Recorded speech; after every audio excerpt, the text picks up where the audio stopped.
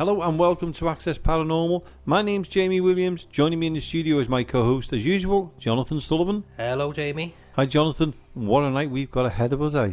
Indeed, we have. We've got Roy Basnett. Yeah. And Roy Basnett, as you know, is a brilliant presenter, radio presenter. Brilliant. Has his own show on another station. Yeah. But he's come in tonight, especially because we've also got a good friend of his, and what a fella he was, called Chris Cannon. And he's coming up, isn't he? Absolutely brilliant. Oh, yeah. So what I'd done, I just turned around to Roy and said, you can take the show. Yeah. And I'm going to sit back and I'm going to be a guest on my own show, which I've never done before, properly like this. Yeah, yeah. And who am I to run the show when Roy's in here? Do you know what? You can't. It just looked like he was just sat back, nice and relaxed. I know. Well, I mean, we were in awe of it, weren't we? Yeah. He was absolutely brilliant. And seriously, what a fantastic presenter he is. Just brilliant. I loved it. I mean, I was just sat back, let you do it. Yeah. It was just brilliant to watch. It was. And Chris Cannon, when you listen to Chris Cannon later on, it was weird, wasn't it? Because, I mean, he was going into metaphysics. He played with your mind. I know. I'm still haggled. So am I. But then again, I've been haggled for a long time, haven't I? I can't even remember people's names. But you get it. I don't know. I'm still trying to work it out. But some of the things he goes on about, there's metaphysics and all his other little bits and pieces, he explains them so well that you do actually get it. Yeah, absolutely. You have to listen I understood it when he was talking about the lights and that, but I'm not going to say too much about the interview because that's coming up in a little bit.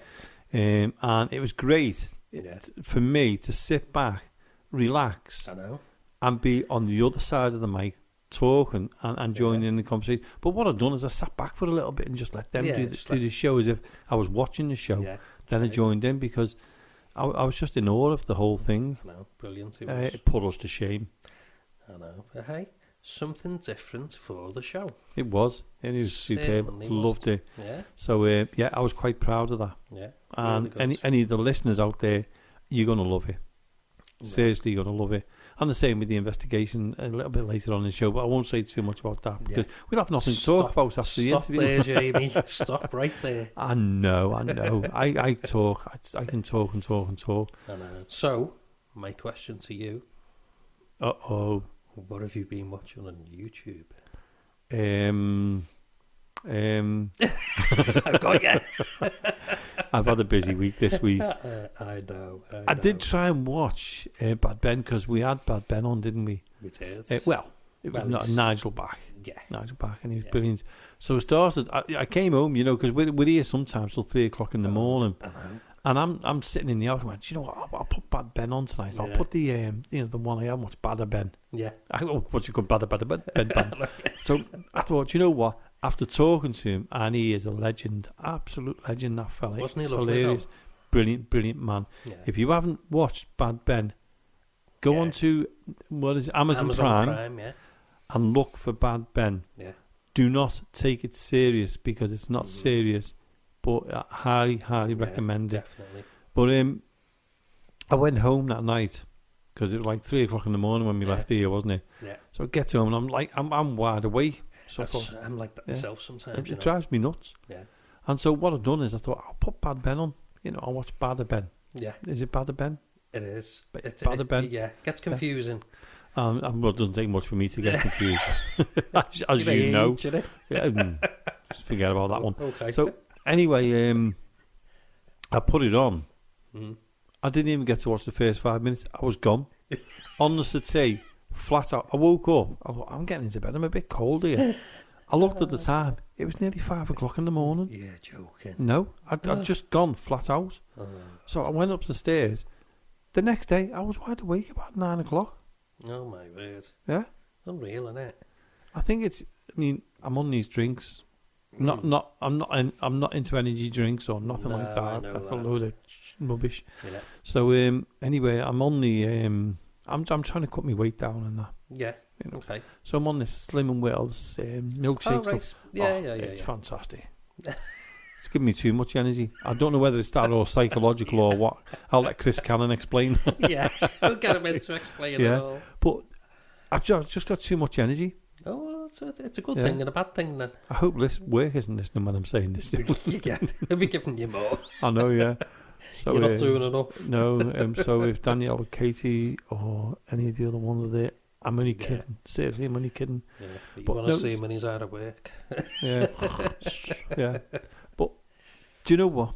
I mean, the last couple of weeks, I've really enjoyed doing the show. I mean, I've been... whether that was the drinking, I don't know. But we just had such a diverse... diverse subjects and people, just different people. Yeah. You go from the likes of Nigel Back, brilliant, absolutely lovely. Yeah.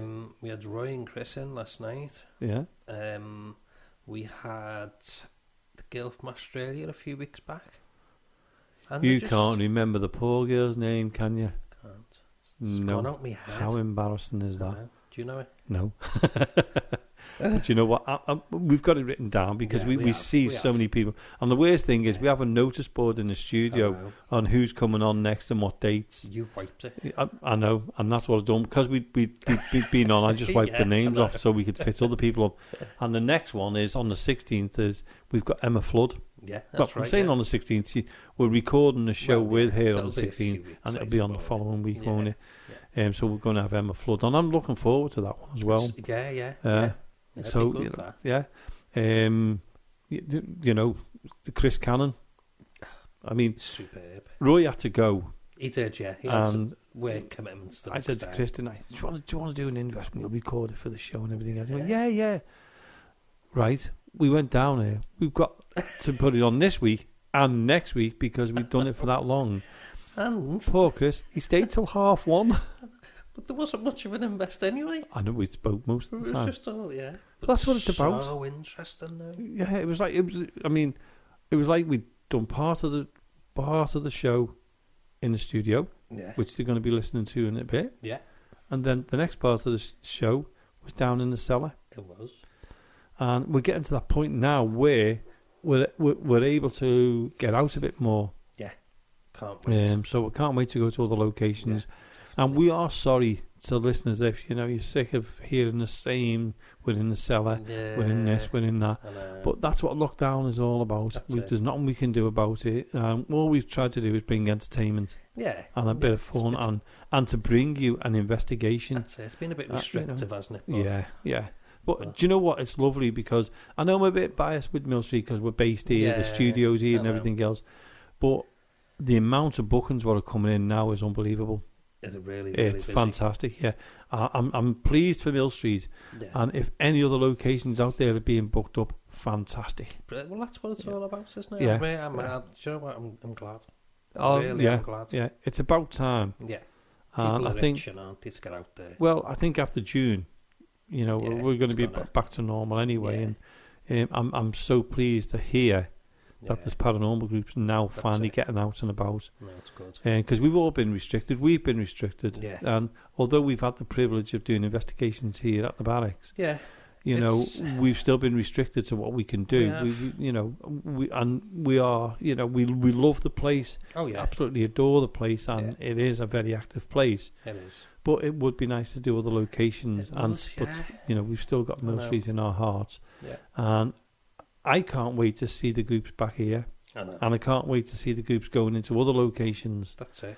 And I'm really pleased. I'm pleased more for the locations as well because they're finally getting an income. None of us have had incomes to keep the buildings going. That's it, isn't it? All these buildings that rely on paranormal groups going in, no matter what the building business that they have, they rely on that income coming in to keep them going, to maintain the buildings. Yeah. And can I please ask, all the buildings, all the locations, keep your prices the same?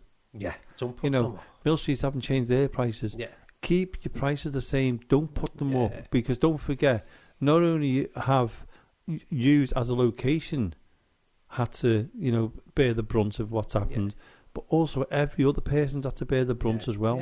Yeah, and let's start off as if 2020 didn't happen. Yeah. And let's carry on as normal, as if that didn't exist. Let's edit it like we do the show. Let's edit it. Yeah. Go back, and carry on as we were. Let's think about everybody. Yeah. And that's the great part about it. People's incomes have suffered as well. It is. Do you know? It has. Everything's suffered. Mental health fail over the lot. Everything. Yeah. So, and well, this is great. The good part about the now the lockdown's opening up. Yeah. Paranormal groups are getting out there. Yeah. Locations are going to get them back in. That's it. Fantastic. That's all we want to see. Can't wait. Yeah. Now, do you know what? Instead of going on and on and on and on, what I'm going to do now is I'm going to... It's me, what goes on and on and on. But you know what? Let's get to the point where we're now going to put the interview on we did. Well, what Roy did. Yeah. So I'm going to let Roy now take over the show. Well, thank you very much indeed, Jamie, for inviting me down here to Mill Street Barracks, place I've been to many, many times. It still has an allure to me, you know what I mean? It's a spooky place, though obviously that wasn't its intention. Mm-hmm. You know, it's a functional place, it's a barracks, it's a place of military exercise, but it's been quite a few things in its time, hasn't it? You know, it's been host to quite a few events, hasn't it? Oh, loads and loads of events. I mean, as you know, the army have been here, as you just said then, the cadets are here. It's been everything, a dance hall, a boxing ring, entertainment, you name it, it all happens. Well, the reason you've invited me down here is because I was telling you about a friend of mine who is a historian. Now, obviously, we could come and talk about history. There's plenty of it round here, but the reason I wanted him to come down, and that you wanted him to come down, is he has this very interesting story to tell of a paranormal nature. And he is with us this evening. His organisation is called Hidden Liverpool. His name is Chris Cannon. Hello, Roy. Hello, Jamie. Hi, Chris. You all right? Yeah, good. Right, well, first of all, Chris, what was your initial thoughts of arriving here? Your first time Mill Street Barracks in St Helens? Yeah, it's his first time here. It's quite a creepy building. You can see that from the outside, for starters. When Jamie brought me in, he ushered me straight through the drill hall. Right. Very first thing I noticed. Make you down, give me 10, all that kind of workout. And that well, because I could have done, obviously, but not this time. Okay. Very first thing I noticed is how cold it is there. Yes, it's a theme that continues into the podcast studio as well, but we'll not get too much into that. Well, first of all, let's talk about you and what you do. Yeah, we're going to get into the paranormal aspect of it in a short while, but tell us what you do for a living. For a living, as little as possible. Right. No, what brings in the bread and butter for me? I'm a local historian. I concentrate on Liverpool city centre more than anywhere else. I do have interest in history generally, obviously, but my main concentration is Liverpool, as I said. I give tours. I do walking tours. I've been known to work on the buses. That's right. The City Explorer buses. That's as a host, not somebody as a host. Picking up passengers. Right? Yeah. No, I haven't got my HGV licence, so I can't drive them. It's a PSV, but I won't hold that against well, sorry. Yeah. I'm not an expert on PSV licences. Of course, public service vehicle, isn't it? Yeah, so I don't have one of them either. So, I do the guiding on them, which is nice because it gets me in touch with a lot of people. Right. I like people, generally. Good. So I've also worked for the council a few times doing VIP events at St George's Hall. And what made you want to get into being a historian? Well, I've always been interested in the history of Liverpool generally since I was a kid. What got me really interested was when my father died. I realised I didn't know anything about his family at all, apart from his brothers. So I did some genealogy investigations. Dead easy these days. Used one of the online services, and I found out that my father's family came to Liverpool during the first Great Famine from Ireland. Right. Well, they were from Northern Ireland. They're from Londonderry, not Derry. If you talk to me, Dad, it was Londonderry. Okay. So you can guess what side of the religious divide he was. Yeah, and my mum's family came across during the second famine, so they arrived in about 1874, I think it was. Now, they were from Southern Ireland, County Mayo, and they were a very, very strong Catholic family. And I didn't know this, but I found out by talking to my dad's family afterwards. When he decided to marry Mum, there was murder. There was murder on both sides of the family, because that's back in the 50s, 1950s. It was still quite a big thing. We're talking about the Montagues and Capulets here. Yeah, we're talking that kind of Romeo and Juliet. There's no actually real murders, but there was trouble. But in the end, the families came round to it and agreed to it. So Yeah, so I've started looking into what Liverpool was like for them. They came across my island with nothing, as you can imagine. My father's family lived in Everton, in Vauxhall area around Everton Browway, and so they were the poorest of the poor. They lived in the courts systems there, but my mum's family, they lived towards Toxteth, actually near to the Baltic Triangle. They were up that way, and they lived in the poor area there, and basically. I was trying to find out what happened then. I got really interested in the Victorian side of Liverpool. I started reading about that. And from that on, I generally found people were more interested in the progression of history of the city itself. So I expanded what I was interested in. Right. Basically to learn about the city in general. But what really got me interested in becoming, in quotes, a professional historian was... somebody requested on an internet forum for places to go around Liverpool. They were coming on a cruise ship. They were here for one day. They arrived at 12 o'clock in the afternoon. They were here till 8 o'clock at night. And they asked on the internet forum, what's the best places to go? So somebody said to them, what things do you like? And the reply was, real ale and architecture. So the kind of comments they were getting was, well, go to Concert Square. There's some good buildings there, and there's loads of pubs. Right. So I realised he probably wasn't interested in going to the student hangouts. So I messaged him directly and said, no offence, how old are you, first of all, so I can tell you where to go. So him and his wife were coming. They were mid-30s. So I basically gave them a little itinerary. Like, if you arrive here, go to these pubs. Don't go to those pubs. This is the place to go. Try and get to here for certain times, so on and so forth. So he's made up with that. But then I found out I was off work the day they arrived, and this is before I retired. So I said to them on an email, like, if you want, I can meet you, and I can actually give you a walking tour around Liverpool. Okay. So agreed to it, did that, and they really, really enjoyed it. I got them back to the ship, and that was thought would be the last time I'd see them. Anyway, I got an email from them about a week later saying they'd been speaking to people on the boat who'd done tours around Liverpool and paid quite a lot of money for them. It was a couple £100. And they said the people who on the tours, they hadn't seen half the places that I'd taken them to. Right. They hadn't been told half the stories. They didn't know half the history. So he said to me, why don't you do it and try and make some money? I see, yeah. So I decided I was going to do it. I was planning to retire at 55 because I had a fantastic pension plan. Because the company I used to work for, not because of planning, because I'm rubbish at planning, but I got made redundant a few years earlier, which meant I could take my full pension. Right. So I thought to myself, this is an ideal time to do it. I just kind of bring me timetable 5 years forward. So that's what I do now. That's what you do. Oh. Yeah. See, the main reason we brought you in tonight, and we're going to come to that in a short while, is we had a conversation about a man. The great beast, 666. Oh, yes. Aleister Crowley, depending on how you want to say it. And some, in particular, the ritual. I know where this is going. In a particular ritual that is meant to be very, very dangerous to perform. Yeah. And you've done it. Well, I've done a little one. I didn't do the full 6 month one like Crowley was trying to do. You did the lights version. I did like sort of, I wasn't trying to get one of the Grand Dukes of Hell to appear. Right. To be fair. Okay.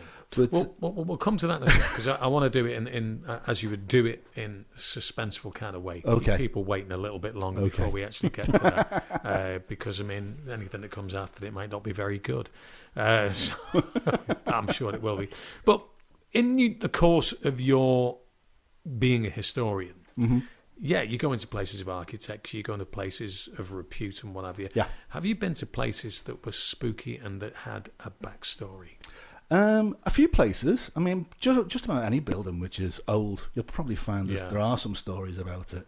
Yeah, but I mean, the main one I love talking about, Roy, is St. George's Hall. Now, I need to point something out at this point for anybody that's listening. I've been working on a radio for this man for years, and there has never been an interview I've conducted with him where he hasn't mentioned St. George's Hall. Perhaps maybe this is the moment for you to come out with it. Why? What is your obsession with St. George's Hall? Were you St. George in a previous life? Is that what is this? Oh, funny you should say that. All right, okay. We're doing a regression as well, one of my middle names is George. Is it? It is, yeah, right. But that's nothing to do and with your first it. name's not Saint, to take it. Well, this is a weird thing. Obviously, my name's Christopher. A few he was years. a saint. God almighty. No, he got decanonised. Did he? Yeah, not long after I was born. Well, I've been with you a few times. We've been decanonised a few times. Absolutely. And also, I took St. George's. I took George as my confirmation name. And a couple of years later, he got decanonised as well. So maybe the Catholic Church is trying to tell me something. Okay, right. Could be interesting. So tell us about some of the places St. you've been George's to and what happened, if anything, did you see? Well, St. George's Hall, I mean, I've had a couple of spooky experiences in there, which can't really be explained. One, there's one that actually sort of I was there for, and actually witnessed it, for want of a better term. Is when I was doing one of the footman's tours. One of the places we take the group, and you take a group of about 20 people, so it's a fair whack of people in there. And there's two guides. So there's myself and one of the other guys is John Purcell, good friend of mine. And we were in an area which had recently, it just been in the news. I don't know if you remember it. They discovered a tunnel in St. George's Hall. Yeah, and there's all kinds of stories what the tunnel could be, what the tunnel won't be, what it might have been, so on and so forth. I know all those stories. Some are better than others. But we were telling a particular story about the siege of Liverpool. And we're talking about Prince Rupert escaping from the castle, more or less in full view of the parliamentarians, and managed to get away. And there were rumours that Rupert was seen around Shaw's Brow and managed to get there without crossing the town of Liverpool. So there was a story of being a tunnel running from the castle to Shaw's Brow. Now, fast forward a few years, they're excavating around where the castle used to be, and they find a collapsed tunnel pointing roughly in the direction of Shaw's Brow. Now, Shaw's Brow is William Brown Street now. Okay, so that's where St. George's Hall is. And you can't really tell now, but St. George's Hall is actually on top of quite a high hill. You can't really make that out because of all the buildings, but it is quite high up in relation to everywhere else. So we're telling the story about Prince Rupert's escape, and it's possible he used the tunnel, and this is where he came out. And as we're talking, we heard what sounded like somebody jumping into water, like a splash noise, and then somebody walking. You know, like sort of when you're walking through, walking through a river. Yeah. Definitely, and you could hear footsteps and a sloshing. And John, bless him, lets all professionalism go out the window. Goes, what the hell's that? Yeah. And everybody starts laughing because thinking we've set something up. Right. And like, I've got my torch and shine it down there. Can't see absolutely anything. There's nobody there, obviously. And people could see that we weren't messing around because both of us were quite shocked by what had gone on. So that's something that's happened down there.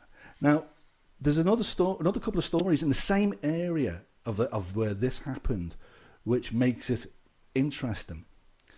Well, one of them is another colleague of mine, Niall, his name was. He was another guide. We were doing a Halloween thing there. Now, Niall was fearless. He didn't mind wandering around the building at night. Not a problem at all. So it was his job to go around with his torch, make sure all the doors that people could have possibly gone through were locked so we could keep control of everybody. Now, these tours were at 40 people. And 40 people moving around St. George's Hall, it's like trying to manoeuvre an oil tanker. It's very difficult. So you don't quite apt at the moment to mention absolutely, yeah. You don't want people just wandering off. So he was going down in what we call the catacombs area. And they're not catacombs, there's no dead bodies. Well, there's a dead cat down there. That's a story for another time. We called them catacombs because they're massive. They're like cathedral catacombs, really. They're 40-foot high arches, and it's all really, really grim down there. It's all grey brick. Now, Niall was down there, looking at the door, turns around, sees somebody sorting something out, so he lets onto them, waves to them. The guy who's there turns around, waves back at him. So, and then he realises that he's the only one down there, takes the torch back, and there's absolutely nobody there. So Niall, as I said, he's fearless, screams like a girl, and runs out of there. Now, he tells a story to the rest of the crew who's working there. Like, we're like, yeah, whatever, mate. You know what I mean? It's Halloween. Woo! He goes, no, I'm serious. And he refused to go down to that area by himself. Now, we were telling this story, what happened to Niall, to one of the security guards a few weeks later. And the security guard goes, yeah, similar things happened to me down there. Now, down in the catacombs, you have this really, really odd effect. Depending on the temperature and depending on how humid it is, when you're walking, your footsteps echo, but they bounce round and you hear them behind you. Right. A couple of seconds behind you. You've probably seen it in particularly cavernous buildings. Now, the security guard said he was walking down through the catacombs, just basically doing his standard tour, making sure everything's safe, and he hears the footsteps behind him, as you do. First time you hear it, it freaks you out. Second time, not happy. Third time, you're just used to it. Okay, it's happened to me a few times. It is a bit creepy, but then the security guard said he stops, and the footsteps carry on. Stop next to him. So he says, well, that's odd. It's never happened before. Then he heard somebody shout from the corner of the area where he was. Now, this is where Niall saw the guy working. And a child's voice, by where the footsteps were, answers them, and he hears kid run off into the corner. Now, the security guards in St. George's Hall aren't exactly mild and meek. These are proper doorman type people. Another one refuses to go down there by himself. Wow. So would I. I know, you're not the most intrepid paranormal investigator, are you, Jamie? Not really. I'm not going in there. It's too dark and all of that. You know me too well, Roy. Yeah. Okay, well, that gives us a little bit of a background to, obviously, your historian thing and some of the spookier places that you've been to. Now, I've known you, as I say. And then a few weeks back, we have this conversation, and I bring up the subject of Aleister Crowley. Yeah. Right, or Crowley, depending on how you want to say it.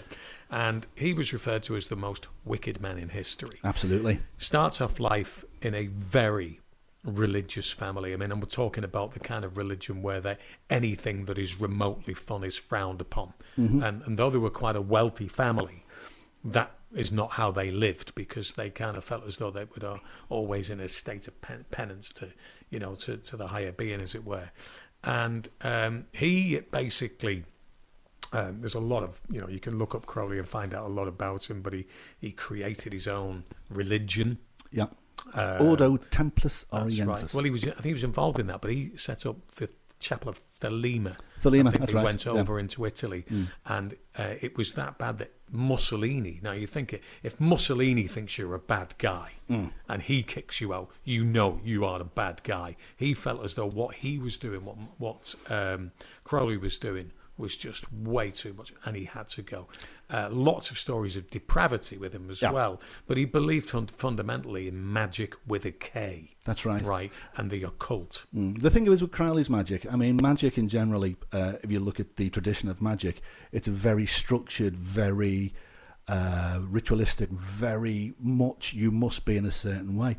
But Crowley believed in the one tenet of do what thou wilt is the whole of the law, which meant he could do anything. Anything goes as long as it was in the pursuit of a goal. Right. He was very, very bloody minded about what he wanted to do. It's funny, like a lot of people became much more famous, really, and even respected to a certain degree in pop culture after he died, because the likes of John Lennon and the Beatles actually featured him on the front cover of the Sgt. Pepper album.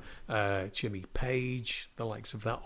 Jimmy Page bought his house, didn't he? Sure. I was going to say that. He bought the one up in Scotland. Well, this is it. This is where we're coming to the bit with Chris now, because he bought Boleskine House, which overlooked Loch Ness, to perform this quite lengthy ritual, which he was told in no uncertain terms that he must, once you start it, you must complete it.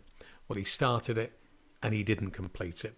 And the story goes that all kinds of entities were released as a result of it. Isn't that why the Loch Ness Monster is supposed to appear? That's right. And they say that, the kind of sightings of the Loch Ness Monster increased during that period. Now, when I started having this conversation with Chris, he tells me Oh, I summoned a demon. You summoned a demon. And the process is called the Amber Melon, isn't it? Well, I can't remember the exact process I used, but it's written in the Sacred Book of Magic of Abramelin the Mage. Right. And Crowley's ritual took 6 months. Right. It's very complex. And he was trying to summon one of the Grand Dukes of Hell. Now, when people talk about hell and demons, they think of these horned creatures with wings. Basnett and all of that kind of evil stuff. Evil stuff. But Crowley didn't believe that hell and demons were necessarily evil. He counted them as beings to be controlled and to assist in what you wanted them to do. Now, he got that from Abramelin's writing. Now, Abramelin allegedly had a whole horde of demons. When we say demons, don't imagine demons as these horrible creatures that want to pitchforks and all of that. Think about them just as what would you call them? Extra dimensional beings, I suppose. Yeah. Which can affect our dimension. Now, Abramelin supposed to have had a lot of these. He kept them as pets, supposedly, and he could do anything he wanted. He had certain demons to do certain things, certain demons to do other things. Now, there was a very simplified ritual that he had, which only took 6 days to do in one of the books, and all it basically involved doing was starving yourself for 6 days. The only thing you're allowed to have is water. Yeah. You can feast as much as you like beforehand. So, but during the course of you're only allowed to have water. The kind of and you're supposed to meditate or more or less all day every day, and only stop meditating to sleep and do it again. Now, I decided I'll have a go with that. You know what I mean? I was a dark child. I was interested in the occult at the time. Probably come from such a staunch Catholic upbringing. So I decided I was going to have a go with that. Where did you do it? Well, I did it in my bedroom. Right. Why did you do it? Why? Well, because curiosity. As George Mallory said, because it was there. Right. I mean, I'd experimented already with telepathy, with various degrees of work in part. Yeah, I concentrated on a tarot card and tried to project the image into a friend's mind. He fell asleep when he was supposed to be meditating. Anyway, so I woke him up because I realised he was asleep because he was just snoring. And I said, okay, what did you see? He goes, oh, I don't know. I had a dream about this bloke sitting on a chair with some discs behind him. Now, the card I was concentrating on was the Chariot. It was a tarot card, actually by Crowley's deck. And the Chariot is a guy sitting on a chariot with multiple suns behind him. Right. Which kind of like is what you described, you know, which that was a bit weird. And then, so I thought maybe there's something here that we don't really understand, something that we can connect to. And this Abramelin the Mage guy had this simple thing to summon these demons. So I thought, I'll try it. So I did too. So I basically starved myself for 6 days. And it wasn't in a good way. I was, obviously on my deathbed nearly starving. I was drinking water to keep me going. And once you've done this 6 days of fasting, you project yourself onto the astral plane. Now, this sounds odd. I mean, it's one of those things, if you believe it, you believe it. If you don't, you don't. I mean, so I'm a lot more sceptical now than I used to be, but I've had these experiences which kind of can't be explained. Okay.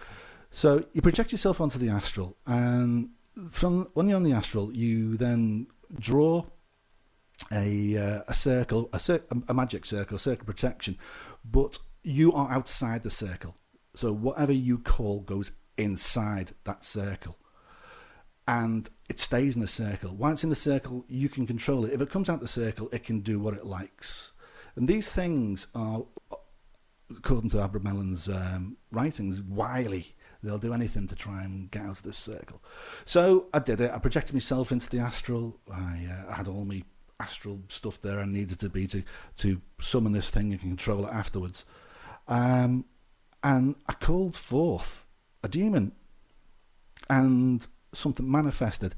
Now, bear in mind, this is not literally physical in my bedroom. This is on another plane, in quotes.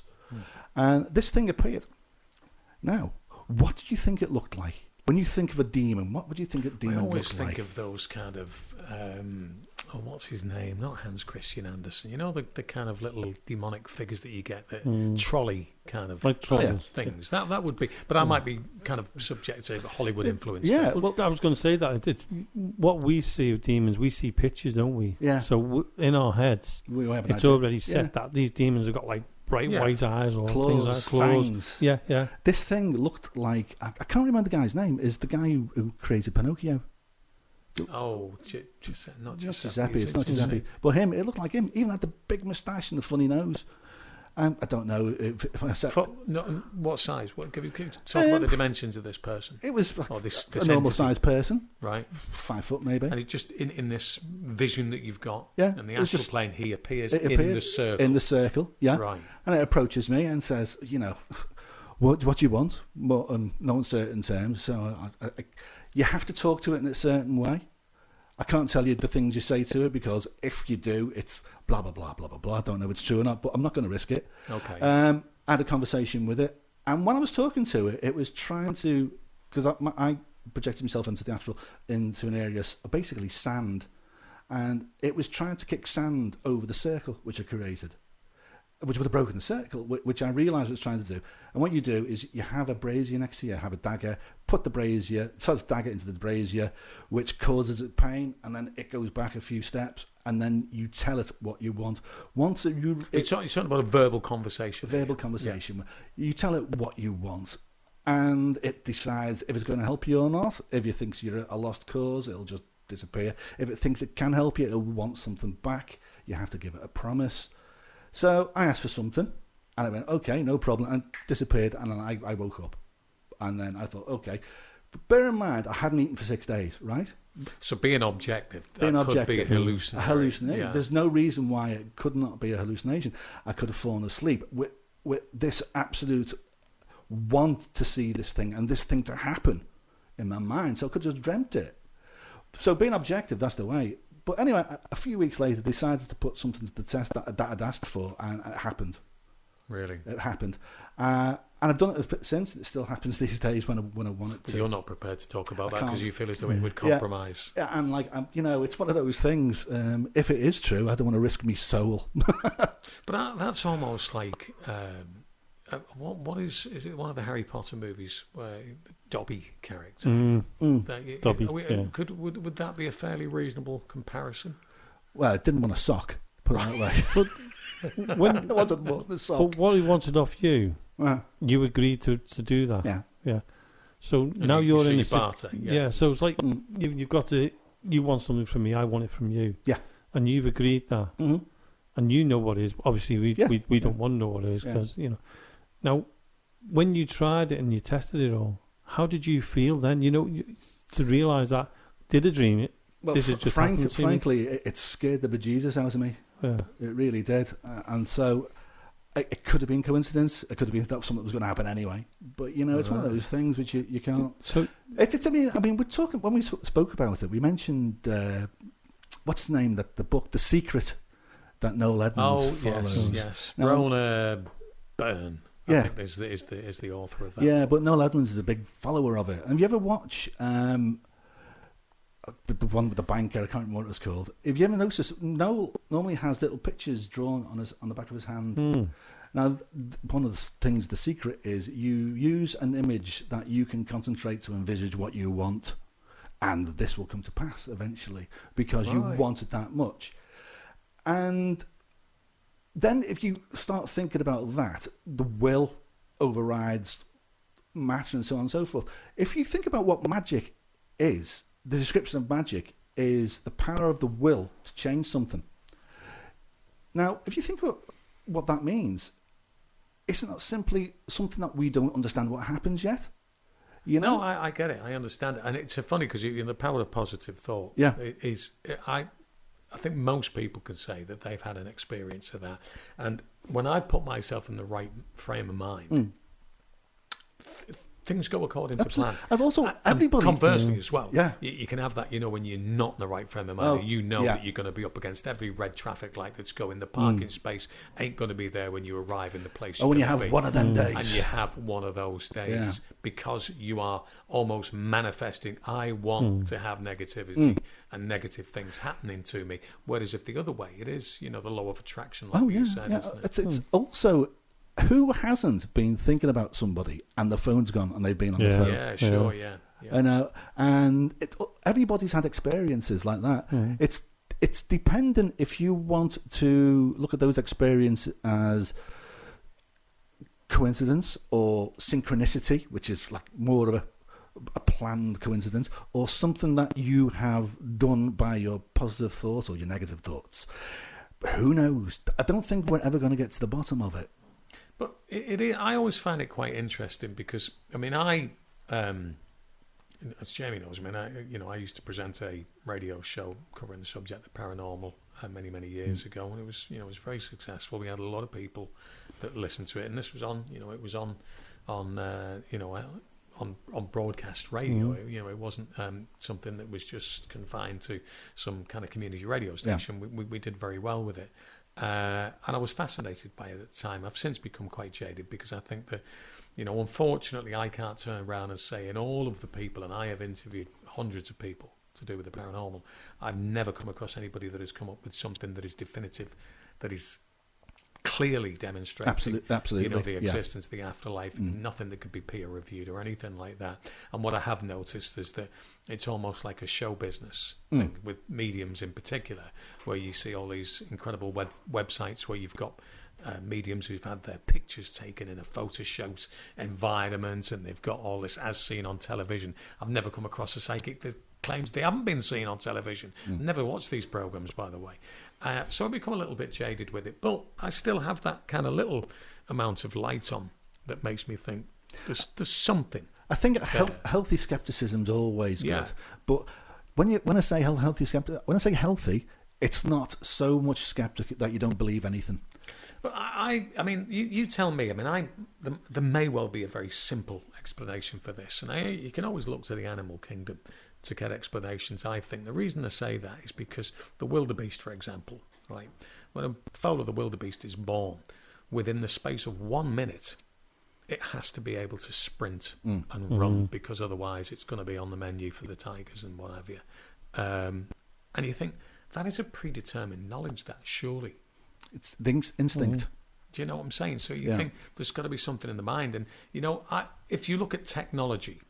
Everything that is ever created in technology is making life easier for humans, right? And by doing that, you take away the need for humans to do certain things. For example, if you think, right, well, we've got a calculator. Well, you don't need to use your mind as much now because you don't need to do those mathematical kind of things. So you lose a bit there.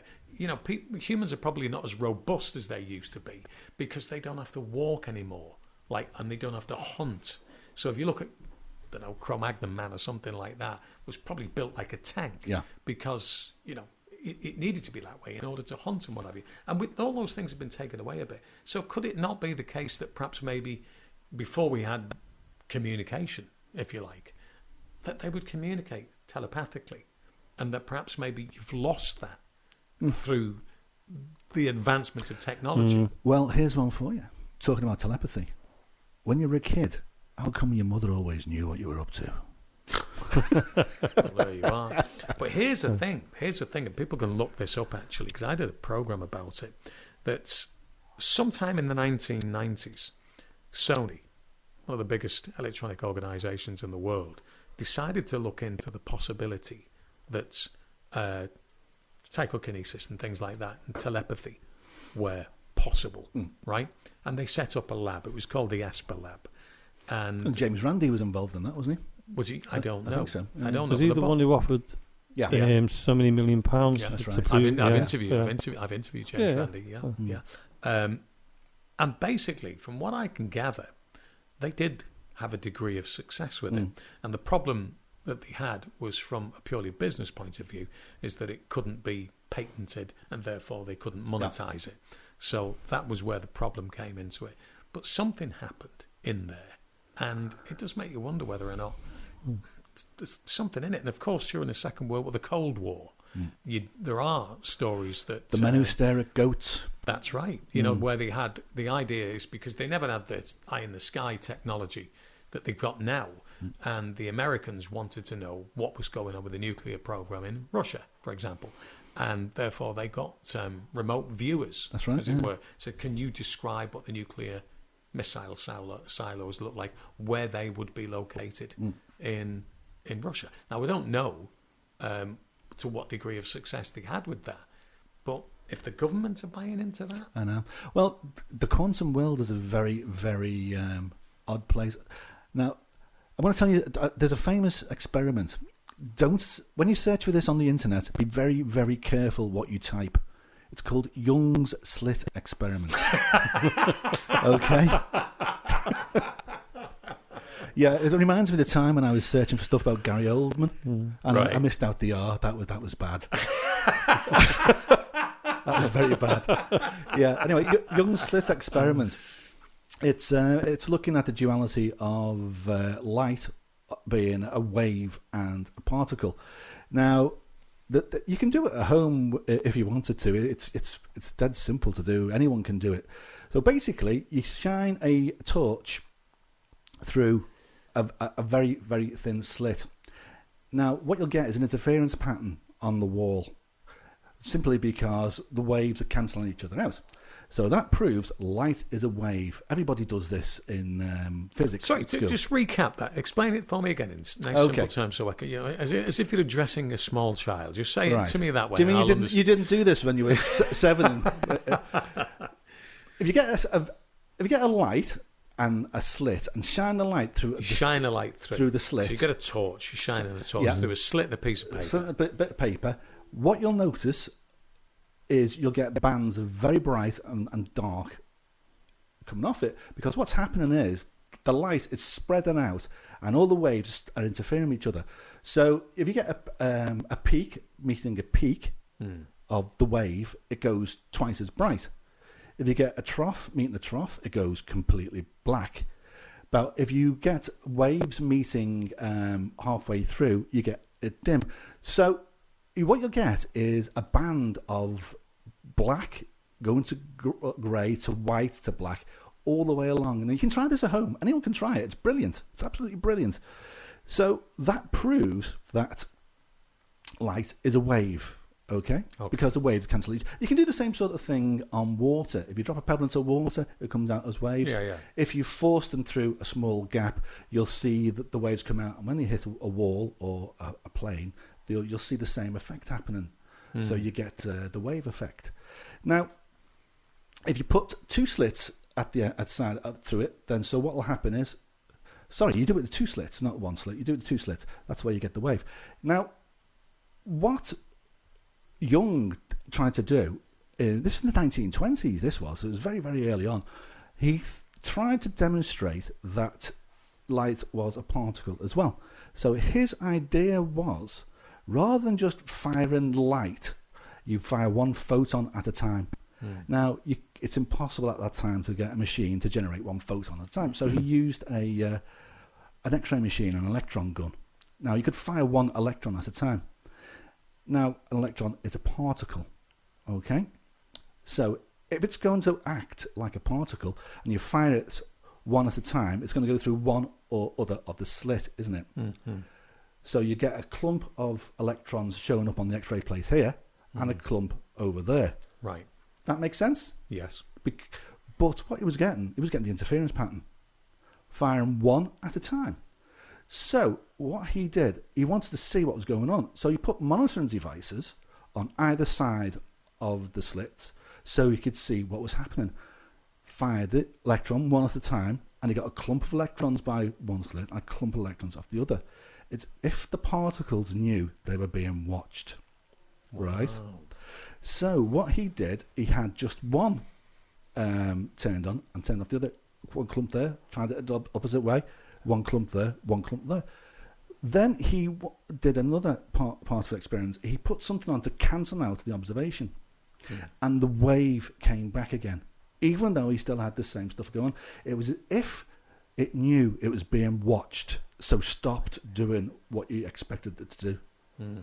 Now, in the quantum world, this has been used because in the quantum things exist in a duality, in a supposition and a duality. So if you can imagine a supposition, it exists in every possible permutation at the same time until it's looked at, right?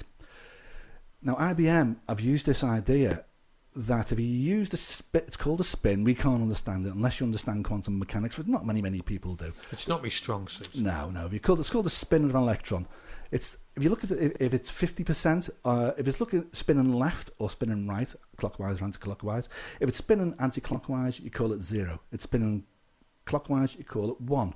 You've got effectively a computer bit, right?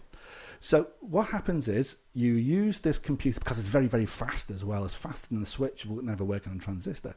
So these clever bods in IBM had the brilliant idea you could use this quantum bit as a qubit, they called it, to build a computer from. And the spooky thing about it, it works. Simplification. A computer processor. You send an instruction to a processor. It takes one click for the instruction to go into the processor. One click while it works out what's going on, and one click when it comes out with the answer, right? If you use a quantum bit, it's a one click, it goes in, it comes out the next click, because it already knows the answer. Wow. That works. They built machines which work using that method. Okay, well, let's have a look. I mean, this is Access Paranormal Radio podcast. I'm just pointing just in case people are a bit kind of want to know what the podcast is, and I'm guessed at Jamie's invitation this evening. We're talking about this now. I want to take that a little bit of a step further here, because everybody tries to think, what's the explanation? If people go on a paranormal investigation and they're seeing, people from 200 years ago, and you think, well, what is this? Is this kind of somebody who is passed over, but they still want to come back and visit a place? Is it a memory? Or could it be you're just glitching into another time era? Let me explain what I mean by that. We are here now in this building. We're recording this program.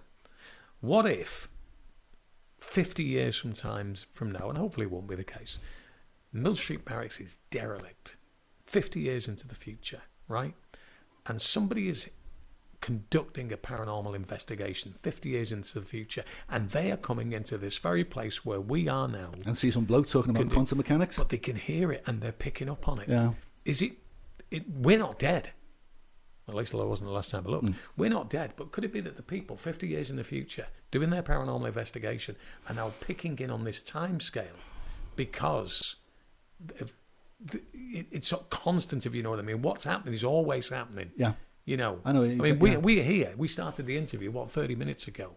So that could be happening. Somebody, that could be going on. Do you understand what I mean? Well, everything is electrical signals, isn't it?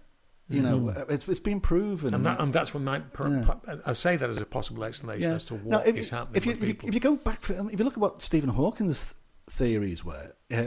By the way, I'm interested in physics. By the way, in case you hadn't noticed, Stephen Hawking's theories. He says everything is basically be broken down to the vibration of what he called strings, and they form the matter of the universe. Now, as I was talking about, the reason why I brought up the quantum physics experiments is because we know they happen. We know what happens. We can predict what happens when we do them. But if you try to actually observe the physical thing that's happening, it stops working. It stops working. And nobody has ever managed to explain why that happens. It only happens at the quantum level. Now, do you know what they say in microprocessors? Every year they go down half the size and get twice the power. We're getting to the point now where Moore's theory stops working because the boards they're making have to be 2 electrons wide. Otherwise, the electron can decide to go backwards. Right. Because it can. Do you remember we were talking about the supposition or something? It all works on probability. If it's a high probability, it's going to go in one direction. If it's a low probability, it's going to go another. If you have one particle it got a 50-50 chance of going both one way or the other. Right. If you have two particles going the same direction, it's probably 100%. You're fundamentally saying here that if we looked at it in a different kind of way, you can get this science and the paranormal meeting, really, can't you? Yeah. And perhaps maybe the two terms cancel each other out. Parascience. You move into something else then, really. And just moving on from my little hypothesis that I came up with then about, that somebody in the future, 50 years in the future, is hearing our voices now. It could also be the case that you could do the same. So you could be in this time frame now and hearing what's going on in the future. So I wonder whether or not when people have been doing paranormal investigation, then you've had maybe a medium and saying, well, I'm speaking to somebody who lived during the war. Do you ever get somebody who says, this is strange, I'm speaking to somebody from the year 2080? So the future, that's their future, isn't it? Yeah, that's what I'm saying. Well, what if you had that? There are stories of time slips in Liverpool where people have seen the pier head with looking completely different, massive tower buildings everywhere. Really? Yeah. You probably find them on the internet. I mean, well, I had a strange experience years ago when I lived in Huyton, and I don't know whether I've told you this story. And what happened was I was in bed, and there was buildings being built behind me, like townhouses they call them now. And I could hear all this banging and smashing and everything else. And I was thinking, what's going on? Because it's like early hours of the morning. Anyway, I opened the curtain just a little bit, and I could see all these fellas moving around and working and doing all this thing. The place is being broken into. The building's being broken into. So I automatically rang the police. The first thing you do, ring the police and everything else. And I watched them. And then all of a sudden I seen the police cars turning up and everything else. And the place went quiet. And I went, it's all right, I'll go back to bed now. The next morning I went up and went and met the cocky watchman, as they call them. Yeah. So I said to him, Sean, his name was, I always remember him. And I said, what happened last night, Sean? He said, what do you mean, what happened last night? I said, well, the place was being broken into. I said, I could see the fellas trying to get into the containers and everything else. And he went, nothing happened here last night, Jamie. He said, did you call the police by any chance? I said, yeah. I said, because I was worried about you. And I said, I was worried about the place. And he went, there was nobody here. He said, the police came. Wow. He said, they had the lights on. He said, all the lights came on. He said, I was in the Winnebago, wondering what was going on. Came out and the police said, I believe you're being broken into. Can we come in? So they went in. But they actually brought the police dogs and the torch and everything else. Nothing was out of place. I went in the next day and I was talking to him and he said, well, what did you see? So I was showing him what I was seeing and he said, Jamie, there's been nothing. There was no one here. I was here all night on my own. The only thing I got disturbed by was the police coming. Wow. Anyway, I looked into it. Tushingham Brickworks was there, right on that land. Okay. That's an old place, you mean? Tushingham Brickworks, so yeah. It was a saw place a glimpse of the past. Of the past, yeah. Right. Now, that happened to me there. When I first moved in there, now you're talking 20-odd years ago now. When I first moved in, I heard a steam train. And you could hear it coming from and then going past. Now, at the bottom of the road I lived in was an old railway line. Right. But the railway line went to the mines. I had a similar experience to this because, coming back to what I was saying, in the course of doing the radio show that I did, I obviously wanted to go do some field work, as it were, to go and do paranormal investigation. And I've been to hundreds of places, probably not as many as Jamie's been to, or Jonathan, but certainly a lot of places, right? And this is not actually a paranormal story to start off with. I hadn't gone anywhere to investigate. I was actually working as a DJ, and I was working at a club in Accrington, right? Now, anybody who knows me knows that when I DJ, I like to have a drink. Do you know what I mean? Sometimes to my detriment, I might add. And I had a really good relationship with the people who owned this club. And they said, I said, I want to come up here, I want to have a drink. He said, well, what we can do is there is the building was an old Victorian cinema, right? Oh, it might not be. It wouldn't. Would it be in a Victorian cinema? Did they exist? So it was a cinema of an old then, right? And might have had a magic lantern. I don't know. Yeah. But the club basic. If you imagine the size of the building, probably about a third of it was used for the nightclub. And when we went upstairs, you could see where the cinema was. Or it may have been a theatre, I can't remember, but it was an old building. And it was really spooky, very derelict and everything upstairs. But what had happened around about 20 years previous, somebody had attempted to make some flats in there. They were going to rent out flats within it. And they must have run out of money, so it was only partially completed. So one of them was in decent condition. He said, well, what you can do, if you want to have a drink, it's up to you. We could throw a bed in there, right? And when the club finishes of a night time, we'll lock it all up. You go up there, get your head down. When you're going home in the morning, right, come downstairs, knock the alarm off, make your way out, put the alarm back on, off you go. And we did this for a few weeks. Worked great for me. I was happy. One particular night, goes to bed, and 4 o'clock in the morning, thereabouts, I'm hearing big band music, Count Basie stuff, all of that kind, and it's going on, and I'm thinking, somebody's in the club, somebody's come in the club and turned the sound system on, and I can hear it clear as day. I gets up, I walks down to the top of the staircase, the music stops, the alarms are on, so there could be nobody in the club. Just stopped. This was coming from the club. It wasn't coming from a car outside. It was coming from the club, hence the reason why I went downstairs. And I heard it. And I went back upstairs because I'd been drinking. I couldn't drive home. That was a long night, I can tell you. But that was quite a spooky experience. Here's one for you. I mean, it kind of ties into your experiences as well, and also experiences I've had too. Most of the times when you see things or hear things is when you're kind of in that almost dream state. You know, you've been woken up, or you've been sitting there and your mind's been wandering off.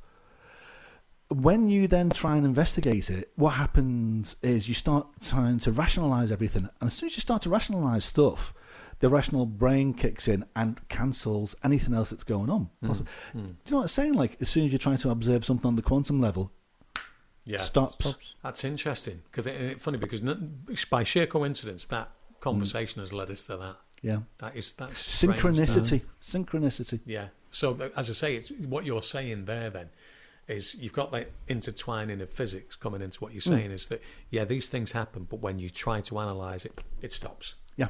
Right, not take it any further. That could be interesting. That it's not the same. I know we were on about Cellar and we've gone off on. Yeah. But wasn't it the same though with your dreams? You know, when you're in your dreams, you're living that dream. As soon as you try and tell somebody about that dream, it's gone. You cannot remember it, and it's similar to what we're talking about now. Is that the same kind of thing? I know the dreams is in there, but you know, people say your mind isn't in your mind; it's away from you. Let me tell you something about that. And Jane, who's a member of the organisation, will tell you that I used to be a particularly bad and active sleepwalker, right? There's always one funny story that I tell him. I hope she doesn't mind me telling this story, actually. There was... I'm not going to tell you the other one. I was just changing that. But there was another one there when I should tell you, I woke up in the night, and it was... Didn't put the light on or anything, and removed all the pictures off the wall, stacked them up neatly, and went back to bed. That would have freaked you out in the morning. Yeah, that's what I did. The nice thing is, though, Roy, is I know Jane. Yeah. And when Jane comes on the show next time, I'm going to ask her about that. Ask her the story about when her mum and dad came to stay. I'll let her tell you that. Oh, one. no. She's saying that when her mum and dad came to stay, and I sleepwalk, and I sleep. When I sleep, by the way, I sleep as nature intended. That's another story. Well, I've got a funny sleepwalking story for you. It's not paranormal. I don't think I can tell it. But one of my friends sleepwalks quite badly when he's anxious. Right. When his girlfriend's parents first stayed over in the house, he got up in the middle of the night and weed all over them in bed. Okay, I think you took it to another level there. That I didn't really want to descend to. Actually. Hold on a minute, that's cool. No, the thing was normal. Yeah. Oh dear. No, it's not what you think. I'll go now. It's a ghost of ectoplasm. Oh, right. Okay. So how did we get from? No, but we certainly need to reconnect. I can't help myself. How did we get from that? From Alistair Crowley to that? I'll tell you the reason that I mentioned about the dreams, because now I don't know whether or not this is something this happens to me because I'm getting older, but I have dreams now where I am absolutely and totally awake. Right, I can't snap out of it, and I know I get sleep up. paralysis. No, I'm not talking. No, I'm not talking about when I'm lying on the floor. My eyes are open. I can see what's going on. I'm aware, and I cannot. It takes me ages to break free of it. You know, and I couldn't tell. I have a try and explain. I don't know if it happens to anybody else. And I know we're drifting into dreamland here. I have a recurring dream and I cannot tell you. It's the same thing all the time, and I can't describe it. I couldn't. It's no point me trying to explain it. That's what I was saying before. I cannot explain it to you. I could not put it into words, any way, shape, or form. I have that as a recurring dream. That's like the quantum stuff, isn't it? You know, you remember it. Once you get into that dream, you know you've dreamt it and dreamt it and dreamt it. I know the feeling. I know what it is, and I can't tell you what it is. I cannot describe it. Yeah. I've got to say to them, because you just reminded me there, Roy, is last night, I mean, I knew you were coming this week because we brought it up on the show as well, and we were saying we're going to be talking about Aleister Crowley, blah, blah. Now, I've been building up to it because I'm thinking, oh God, this is going to be really interesting because it's Aleister Crowley, the most evil, allegedly the most evil man on the planet. Wickedest man. Wickedest man, yeah. Now, over the last couple of nights, I've been having nightmares. Now, I don't have nightmares. Well, because Chris is coming, and I understand. I have it every week. No, when he does don't worry, mate. It happens all the time. And I'm having nightmares. Now, I've never had nightmares for, I don't remember the last time. Yeah. Now, was it last night? No, the night before last, I couldn't get to sleep properly. And when I went to sleep, whether I dreamt it, I do not know whether it's because I'm into the paranormal or not. I felt something, and I said to Marie about it, I said, I felt like something ran along the bottom of the bed, ran up towards me, but I could actually feel it going like this. Like Chris has got a face of surprise. Now, the story I told you on Monday when I was in Spain. Remind me.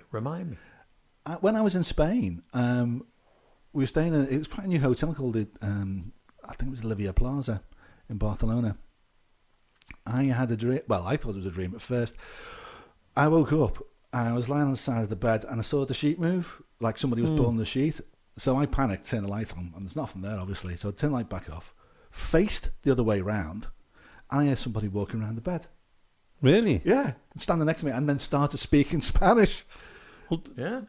I mean, I woke up because it startled me because I could actually feel the actual covers going. And when I woke up, I thought, oh, I'm all right now, that's fine and all this lot. What I found, though, I hadn't woken up. I was in another dream. I don't know whether you've experienced the way this you've got is a dream basically, within a dream. This is basically the same experience I had in Spain, mate. But the thing was, Chris, is the first part scared me. The second part, I thought, oh, thanks, I'm all right now. I must have just been imagining it again. But then this darkness felt round me. And whatever it was, I don't know, but I woke up again. This time I knew I was awake properly because just as I was trying to go back to sleep again, the alarm went off for me to go to work. But that's because I was building up to this and I was thinking, oh, this is going to be great. And it's in your head, you know, thinking, this is going to be good, this is going to be good, that's going to be good.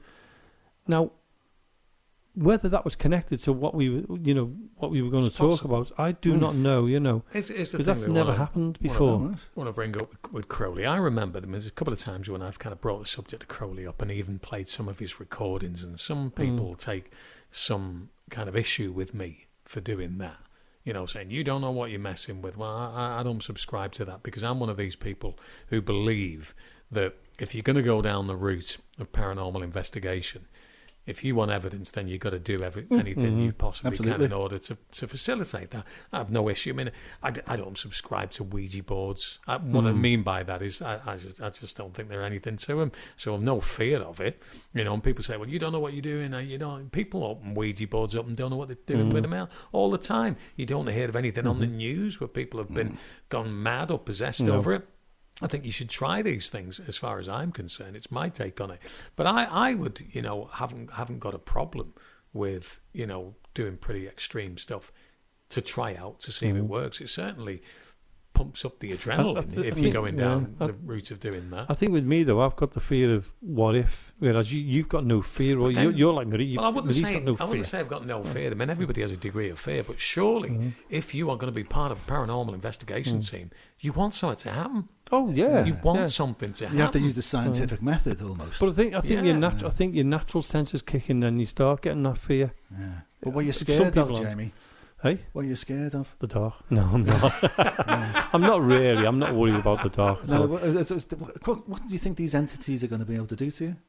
You don't know. I mean, it's like anything. But you've been doing it for a long time, though, Jamie. So surely, you know, I mean, does it not? When you've been doing it for a long time, do you think, what's the point? Because nothing really major's happened. Does it never? I've never kind of put you off thinking, give up with it. To be honest with you, I've never got to the point where what's the use of doing it, because you're always waiting for that unexpected thing to happen. Now, since lockdown, I mean, Jonathan, who's here with me, we've been in here every single weekend, maybe once or twice a night, 2 nights in a row. And we've had things happen we cannot explain.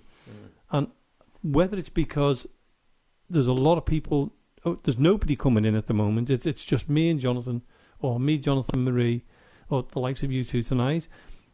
Nothing happens when there's loads of people coming in. But because it's silent and it's been knocked down, we've had things we cannot explain. Now, whether it's because there's just the two of us and we can relax and we're more open to it, there's none of this, look after so-and-so, make a cup of tea, we've got to have a break, we've got to do this, like all paranormal groups do. You've got to have like a structure somewhere or another. We don't have to have that. We can go down in the cellar on our own, we can sit back, we can relax.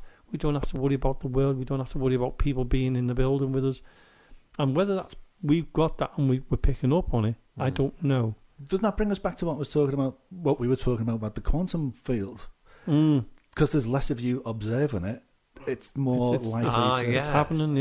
Because the more observations you have at something, the less likely, if it's at quantum level, to occur. Interestingly enough, as well, because you've been talking quite a lot about quantum field physics, and mentioning Stephen Hawking, and of course one of the incredible pioneers of modern technology was Nikola Tesla. Yes. Right. Oh yeah. One of my heroes, Tesla. Oh yeah. And we are surrounded. We're actually using technology which is rooted in Tesla's research. This is a man who 100 years ago said he could electrify the atmosphere and give free electricity to anywhere in the world, and all you would have is some kind of little antenna receiver on whatever it is, and it would extract its power from the atmosphere. This guy was and he was the guy alternating currents in it, because I keep meaning to watch. There's a movie in there called Color Wars. I want to watch that. But what was interesting about Nikola Tesla is that he was being interviewed in New York, I think it was, in the later part of his life. And his great friend was Mark Twain. And in this interview, these reporters are talking to him, and he's just casually says, I was talking to Mark Twain about it last night. And they looked a bit perplexed, the interviewers, saying, well, Mark Twain died, whatever it was, 10 years previous. He went, well, he might be dead to you, but I can still speak to him. And you think to yourself, is that a question of this guy was so brilliant that he was mad and he's making this up? Well, he wasn't known to throw the odd red herring in at people. Oh, did he really? Yeah. Oh, right, and all of his all of his stuff was kept in the Nikola Tesla Institute, and they say a lot of it is basically just gibberish, because he used to. Also, the stuff that he did invent and worked, and people say they saw it working, he didn't actually document. His earthquake machine was one of the famous. You ever heard of his earthquake machine? It's not the death ray. No, was that something else? Somebody actually built one of those death rays and it worked. But it used a massive amount of current, though, as you can imagine. Yeah. It was effectively just a Van de Graaff generator which you could point and it'll fire through the atmosphere. But his earthquake machine, people were complaining that the ground was shaking, and they decided it was the epicenter was come from Nikola Tesla's apartment.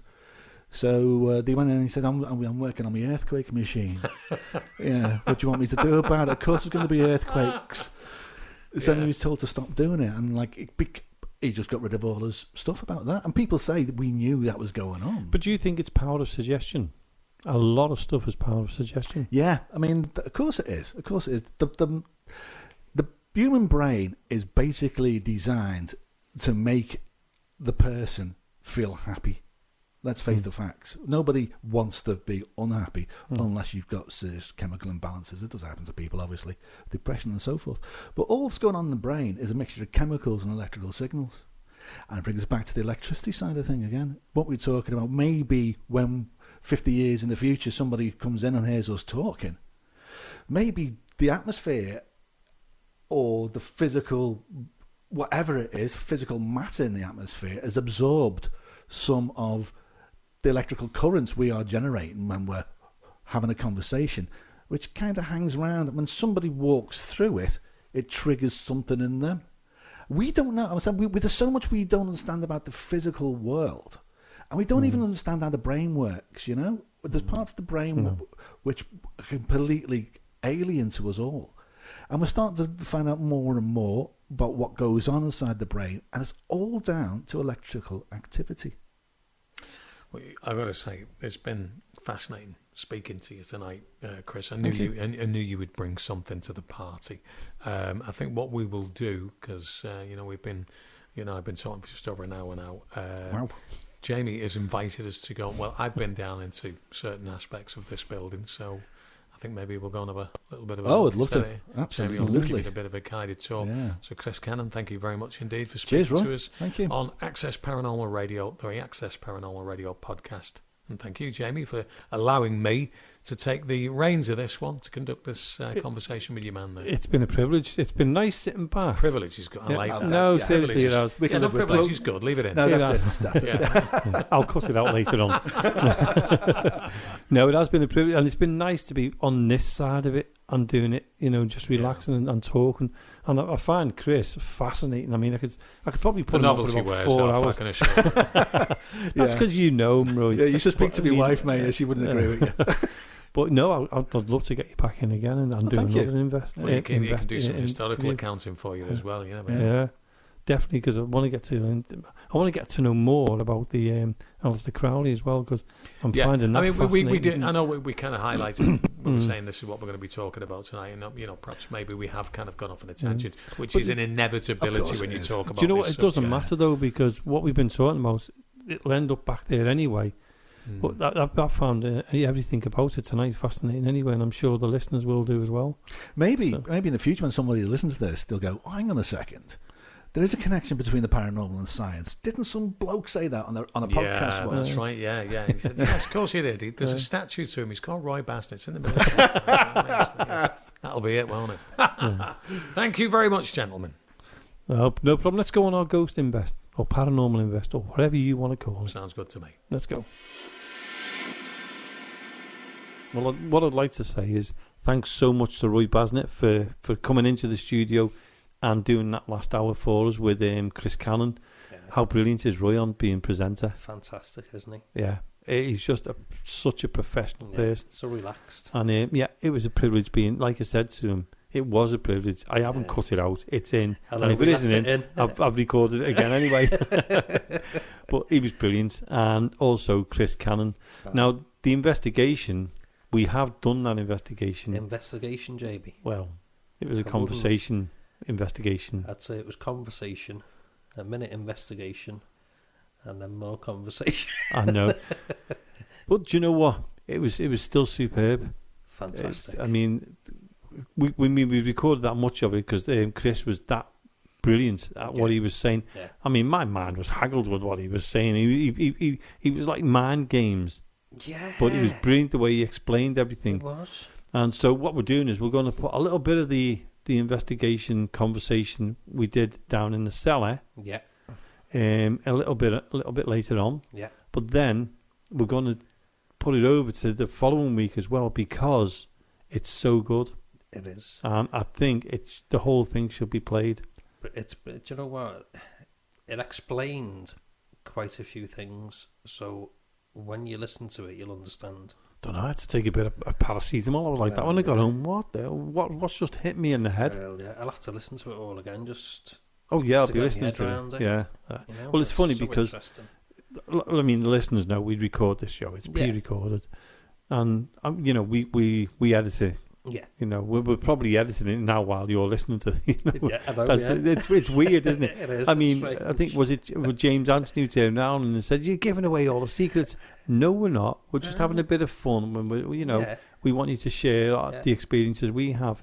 And one day, though, Jonathan, we're going to be having a webcam in the studio, aren't we? We are. So when we're pre-recording the show, we're going to go live so people can see us actually doing the show. That'll be funny. I know, yeah.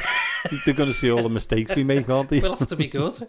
I know. But the good thing is, if the camera's up, they can watch from the camera. Yeah. I mean, we can't concentrate on what's going on. I mean, we don't know whether the door might open slightly or anything, what's going on behind us. And what we'll do, when we do that, we'll dim the lights so people can watch. Instead of watching us, which is a bit scary anyway. Yeah, they can watch behind us type thing. Tell you what though, it's not going up until I've had my haircut.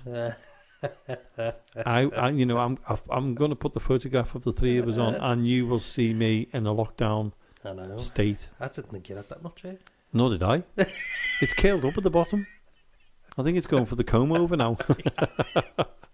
But yeah, going back to that interview Roy just done then with Chris, I mean, it was from the beginning to the end. Yeah. It was mind blowing. And everything leads. Everything led into something else, which led to something else, which led to something else. But it was all, it still all came about, the paranormal. Yeah, yeah. It's strange. It all mingled together in a way. It all merged together. It did. You know, I know we was going to start off talking about Aleister Crowley. Yeah. And we did dip into it. Yeah. But what happened was, well, it's like any radio show. What we do anyway is we diverse. We don't. Just for the listeners, we don't have a list, a bullet points or nothing like that. We go with the flow. That's it. And that's what it's about. Yeah. Just enjoying it. That's it. We might have a few notes if we've got an interview on. We might have a few little bullet points for that. Yeah, but it's not a list of questions. We just talk a load of rubbish in between, don't we? We do. Well, you do. I'm professional. Yeah. No way as professional as Roy, though. I know. That'll be. Do you know what the nice part is? I can't cut that out because it's me who edits. Hello.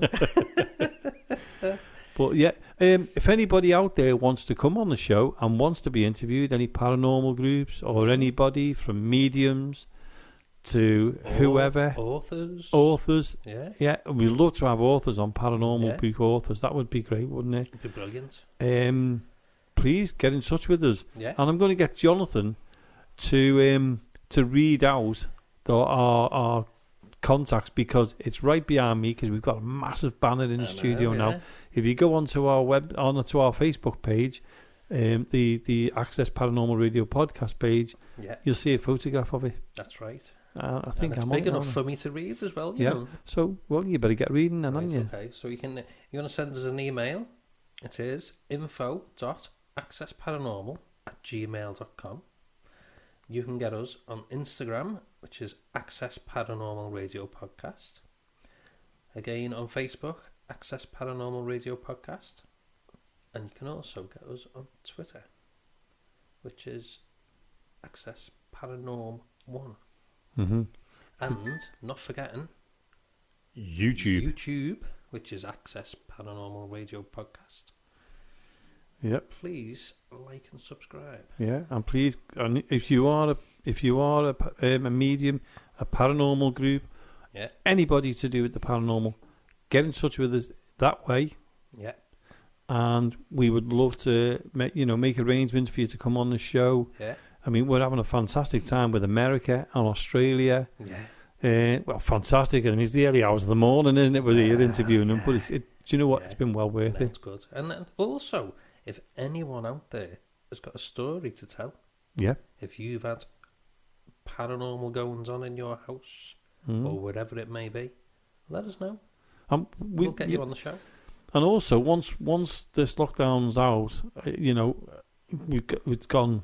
Yeah. We can come out to you and we can interview you because we are mobile. Yeah. So we can come and interview you. If you can't get to us, we can try and get to you. We can arrange that. Yeah. If you want us to come down and if you're on an investigation and you want us to come and interview you on an investigation or record your investigation for the show, we would love to do that. We would. Just to experience what yous are doing. Yeah. It'd be brilliant. Would. So there's loads of things we want to do. Yeah. And like you were saying about authors, I'd love to get a few authors on. Yeah, that would be brilliant. Because there are books out there what are brilliant. Yeah. And I think they need to be shared. Yeah, that's right. And that would be great. Yeah. And even other podcasters, other podcasters. we're not jealous of other podcasters. No. Love it. Yeah. Love it. So if you've got a podcast and you want to come on our podcast, you're more than welcome to. Or you want us to go onto yours. Yeah, even better. Even better, yeah. We don't even mind, better. do we? No. And you know how to contact us now because we've, and if you go on the website and that. Website? We haven't got a website, have we? No. Facebook. Facebook. Instagram, it's all there. All the details are on there. Just get in touch with us. Either me or Jonathan or Marie will get in touch with you, and we can arrange things that way. That's right. And if you are coming to Mill Street Barracks for an investigation, let us know. We may even get you on interview you before you start. Yeah. And if any other groups are in any other locations and want us to come down and record them and interview them, we'll come there. We won't stay. We'll just come and interview you and then clear off. Yeah. And leave you to it. Do you know what? That was some advertisement, that, wasn't it? Hey? It was up, isn't it? We're coming up to lockdown now. I know, yeah. You know, it's the thing. I think the thing is we will put people out there on social media. We don't mind advertising places, advertising groups.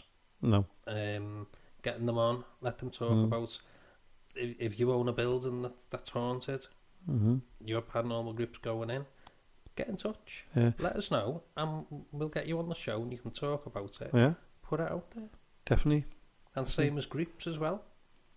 If there's groups out there and you want more members for your groups, no matter what part of the country you are, get in touch and we'll put it out there for you. And we're saying that with all honesty there. Please get in touch and we'll push you forward if we can. Definitely. I mean, we've got our own group, Jonathan. We have. You know, we've got our own group, but we're not. We're not just an individual group. Well, we it's us and them. Yeah. I love seeing other groups. I want to meet them. Yeah. And that's what it should be all about. It shouldn't be about them and us. We're all out there trying to do exactly the same thing, and what we want to do is support that. Yeah, definitely. And friends of ours, they used to have one called "Keep the Paranormal Friendly," and that's what we want to do. Yeah, well, that's it. You know, through our show, we want to keep that going. Yeah, most definitely. And if you've got a YouTube coming out, oh my God, we'd love the YouTube ones. Yeah. Even though I haven't seen much of them because I keep falling asleep. I know. It's been a long week though for me. Yeah.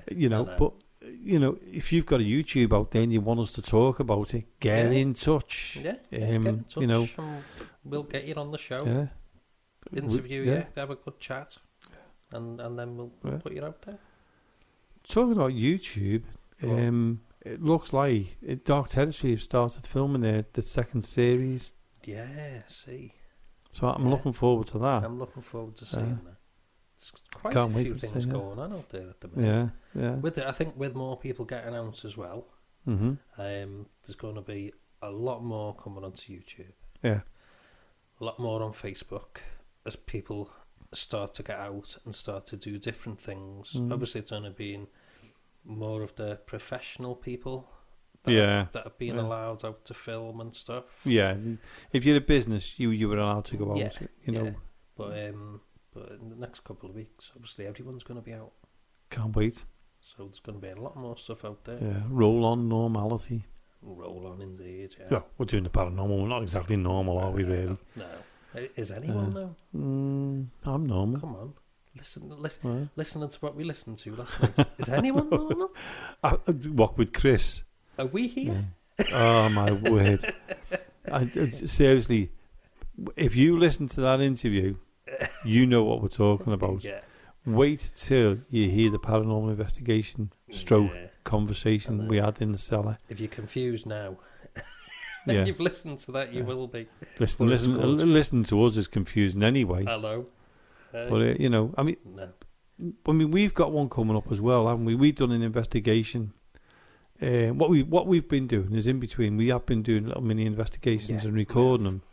And there's one where we went into the dormitory. Now we've not done the dormitories before. Must be a couple of years, I think. Yeah, and one of the dormitories we had the cat ball in there. Yeah. Or they call them spirit balls now. Would you believe they've actually they are sold as spirit balls They're now. Cat balls.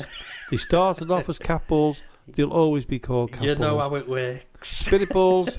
The reason why they're called spirit balls is because they can put the price up. They put the price up. Get a little bit That's more all money. it is. But you know what? Which is wrong. Yeah. You can still get them as cat balls and they're cheaper. Yeah, make your money.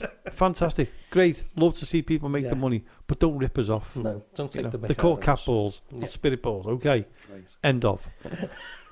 But we put the cat ball in the room, didn't we? We were in that room for, half an hour or so. Yeah. Nothing happened. Mm.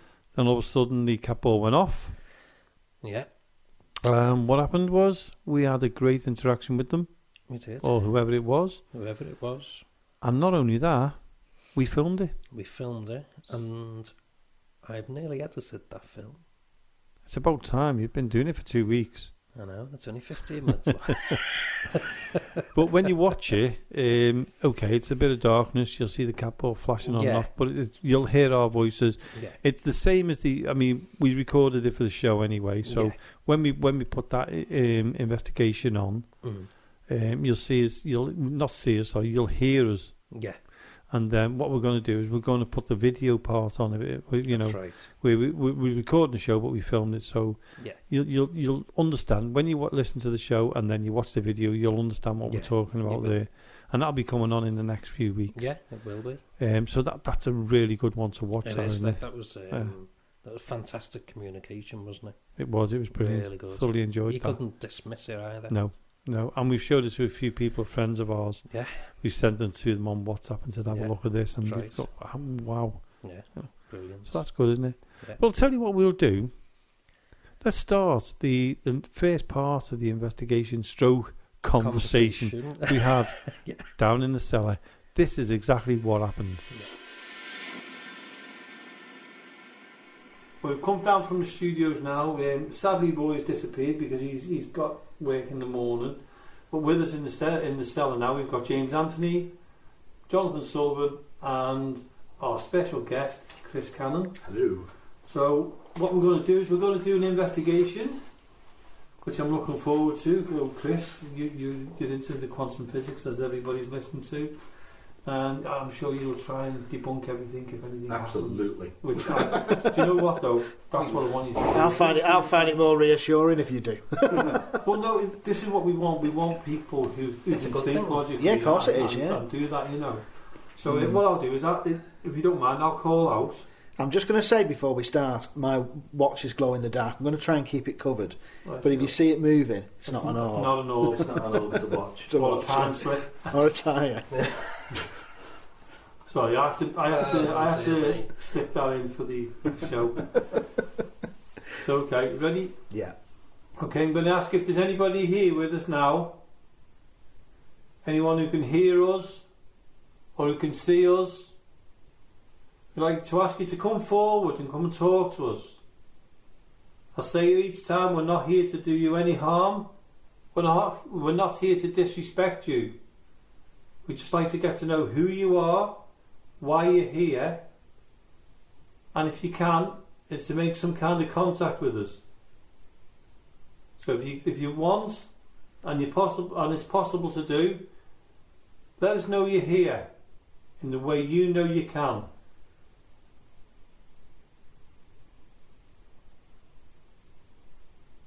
I'll introduce you to the people in the room, and I'm going to point. You've got James, you've got Jonathan, this is Chris, and you know me, Jamie. Now, are you able to introduce yourself to us?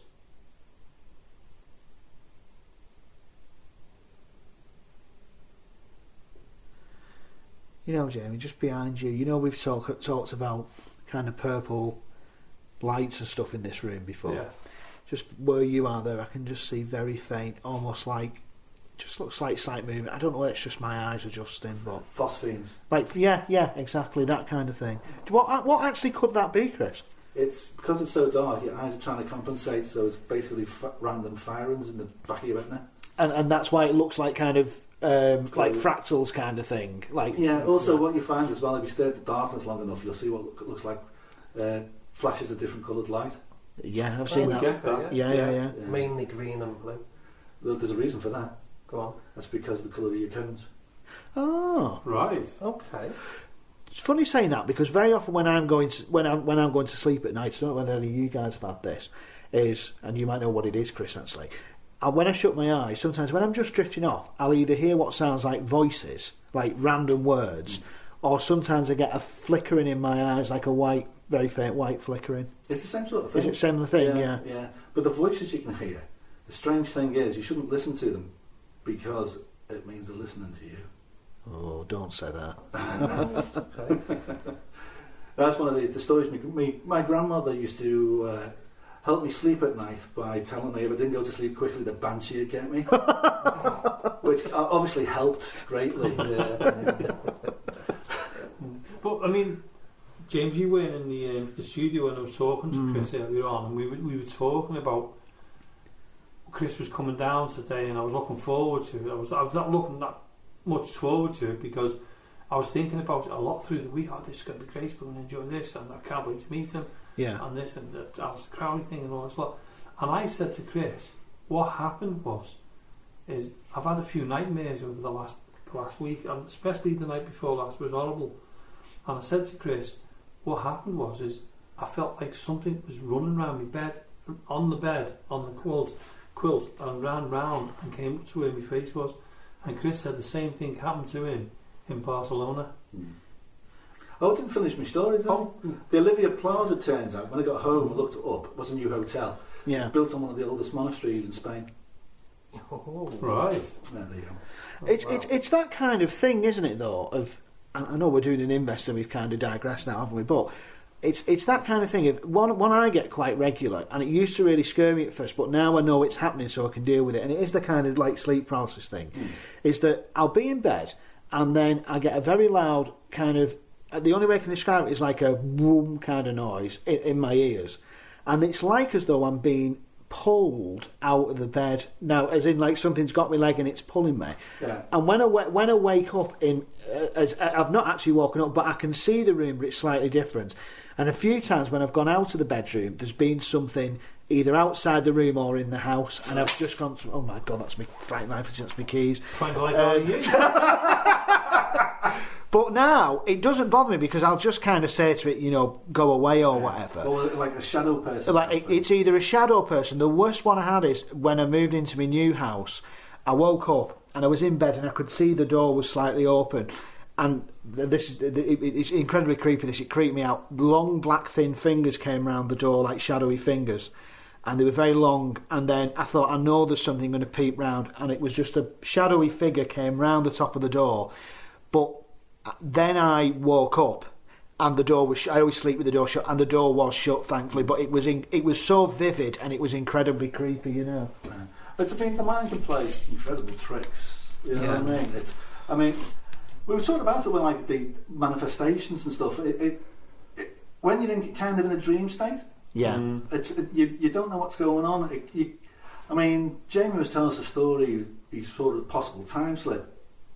And then Roy mentioned something similar as well, and I've had similar sort of things. And I said, have you ever noticed? It's when these things happen. It tends to be when either you're sitting there, either zoned out, completely zoned out, or you're half asleep. But when you get up to investigate what it is, the rational part of your brain starts trying to work out what's going on, and whatever's there just stops. It stops straight away. Yeah.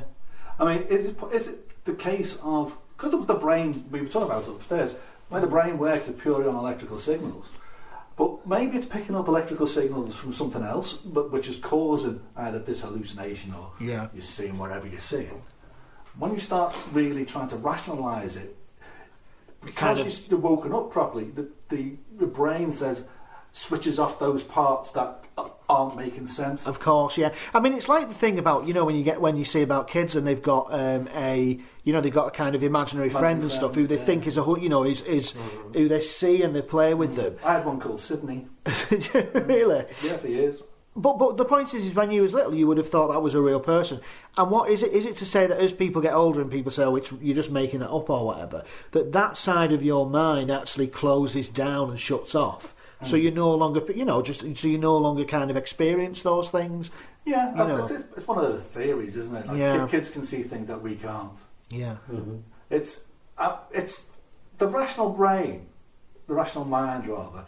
It's the biggest gift and the biggest, what's the word I'm looking for? Curse we've got. Yeah. Because the rationalisation of everything ruins the wonder of life. Yeah. Does that make sense? Yeah, absolutely. Yeah. We were talking, maybe Jonathan, one time about... excuse me, am I choking you? Yeah. we were talking once, me and Jonathan, we were saying about things that happen, now. You're picking up things, you're seeing things, we're doing an investigation now. When you're a kid, you tend to see more because you haven't got the worries that an adult's got. Yeah. The kids have got worries, they've got them, but they haven't got the worries of finance, a house, all the other marriage, things that are going on. Yeah. God knows what goes on in your life. So we cancel out what gift we have, what we have got. Also, very young children, they don't have any fear whatsoever. No, and it's like when because they don't understand it, do they? It's because fear's built into you. It is. It's like, for example, I don't like spiders, and I can remember where that fear of spiders comes from, and it came from when I was really small. My granddad had an old shed in the garden, and it fell down, and a spider. Don't laugh at this, I know you will. A spider flew out, like shot out when it fell, and landed on my face. Right, it did. I just think of Home Alone there. Right, yeah. And that is where it came from with spiders, and I've got a lot better. But I'm not scared of any other animal. It doesn't scare me at all. Frogs, all sorts of things. There are some people are scared of frogs, but it's just spiders. If I, that, and I know it comes from that. But it's like you say, kids when they're little, they don't have. They have, I suppose, the instinctive fear of things. But they don't necessarily wouldn't be scared of a spider because they've not been, No. But also, when you get older as well, you start to get a very, very good sense of your mortality. What was the song by, I think it was the Alabama 3? It was used for the Sopranos. One of the lyrics as it starts off is goes, I turned 41, one more icy step towards the grave.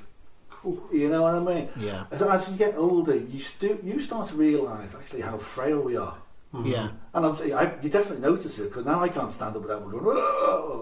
Those thighs. Yeah. It's also I used to go climbing a lot when I was young. I used to be quite a fearless climber. I used to do some really stupid things, but I've broken ribs and all kinds by misplacing my hands and things. But I had a really good belay partner, so I trusted him to save me. You know what I mean? Mm-hmm.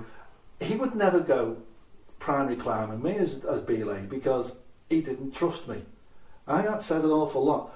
I used to be completely fearless. I mean, I'm still pretty okay at trying my hand at anything, but I'm very aware now, like sort of how fragile I am, especially after having my heart attack. Oh yeah. I'm with you on that one. Yeah, and things hurt a lot more. I injure a lot more easy as well. You bleed quicker as it's well. like the fairground as well, though, isn't it? As you get older, you tend not to want to go on. Oh, nonsense, mate! I still love coasters. No, I love roller coasters. On that one. I think as I've got older, I don't really. I'm really sorry to just change the subject ever so slightly, but while we was talking then, I just felt as though there was somebody stood right next to me. I thought Jonathan had moved. Just wait, side. To my left. Between us. Yeah. Yeah, I thought. Did you? I thought you'd moved further forward. It was like there was something right here. I was moving, to be honest. No, I wasn't moving at all. Right. Okay. Yeah. So I can see something behind you as well. I can see something behind you. What I'm going to do while you're doing that, I'm going to ask Chris. Sorry, what's your logic thinking on that? It's I can't see anything. I can't see anything at all. I mean, it's pitch black. My eyes are adjusted quite well now. I can see roughly where you guys are, the shapes of you. Yeah. So your eyes are adjusted. I can't see you, Chris, and I can't see you, Jamie. Well, what you will be seeing though, what you will be seeing without even registering it, if Jamie's moved slightly, or James has moved slightly, you'll be catching ever such slight reflection. So when you're moving around, the light's bouncing off everywhere. You can't see it, but it's registering. Yeah. Out the corner of your eye. Do you know why you see that out the corner? You only see these things out the corner of your eye. Peripheral vision is a lot more attuned to dim colours. When you look at the night sky, for example, try and look to the side of what you're looking at. The weird thing is you have to kind of let your eyes go out of focus, but you will see more stars out your peripheral vision than you do from your main focus. Right, that's really good. So you've got this entire weird biology thing going on. Yeah. Where the side of your eyes, it's the reason why you see the shadow people out the corner of your eyes.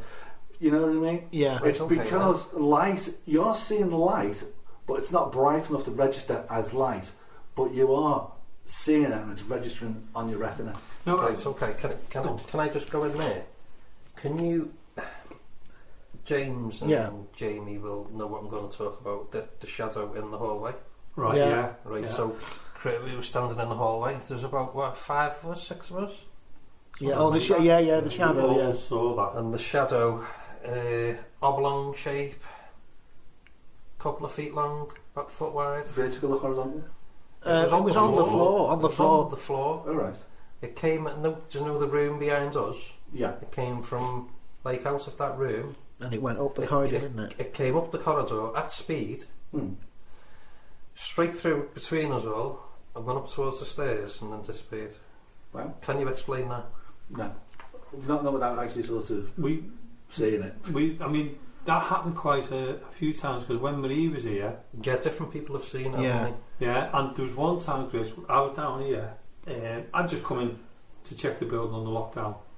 So, just to keep me comfortable, and to keep me to have a little practice, I decided to do a walk and talk into a recorder. So I come down here, all the lights were on, it was, and everything else, I made sure of that, I tell you. Came down here, got to the end of the far end here, you know, where the gas meter is. Where I won't go and where the gas meter is, yeah. And I turned me back I put me back to the wall so I could see what was in front of me and that.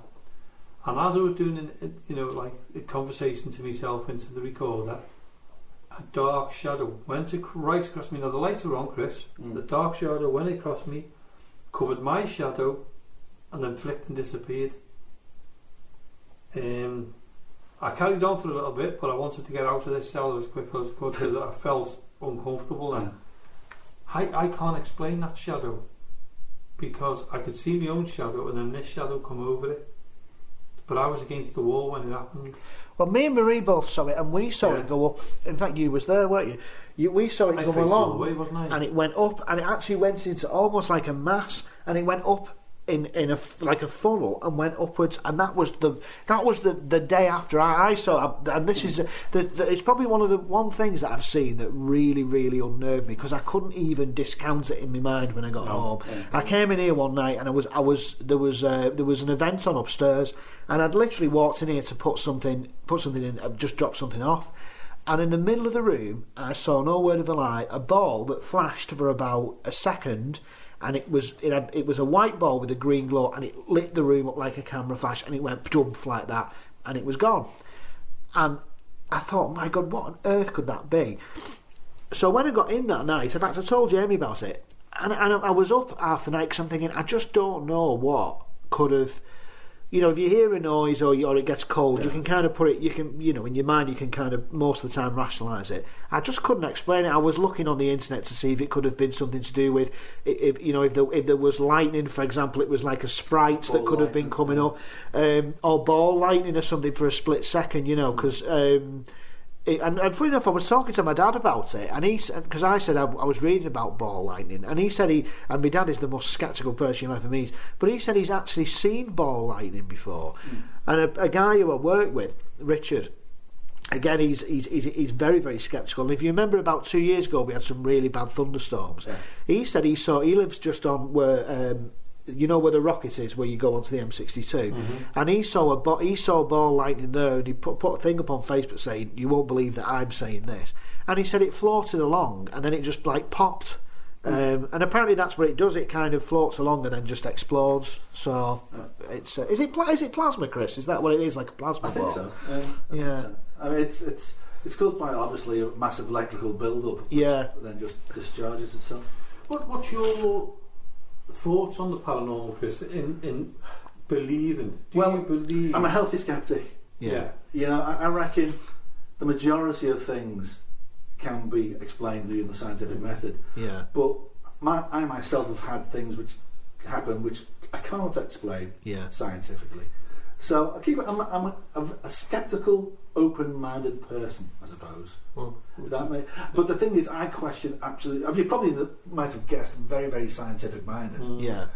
So I question absolutely everything. But that's good. That's That's a healthy thing to do. I was a pain in the arse when I was a kid. I used to take stuff apart, clocks and stuff, to see how it worked. But that's how you learn your knowledge, isn't it? I also learned that clocks need all the parts put back in and they're still going to work then. But it's interesting though, isn't it? Because I also think with us, and one of the things that we potentially fall victim to a little bit in Mill Street is, because we're here quite regular and we've had experiences before, we've got all that apprehension and thought when we come into a room. So it's not like it's interesting for Chris because he's not been here before, so he's not got all that stuff in the back of his mind. Whereas, you know, we can think about maybe 50 different experiences we've had which have been strange or whatever, and that's all there, even in your subconscious mind, isn't it? Yeah, of course. You know, so it's so when you somebody said this to me once, and it's a really interesting thing. If I turned round to you and said, "Oh, do you want to look after my house for the weekend?" and you arrived at the house and it was quite a creepy old looking house, and you said, if you said to me, "Is it haunted?" and I said to you, "No, it's definitely not haunted. It's dead nice. It's a lovely atmosphere."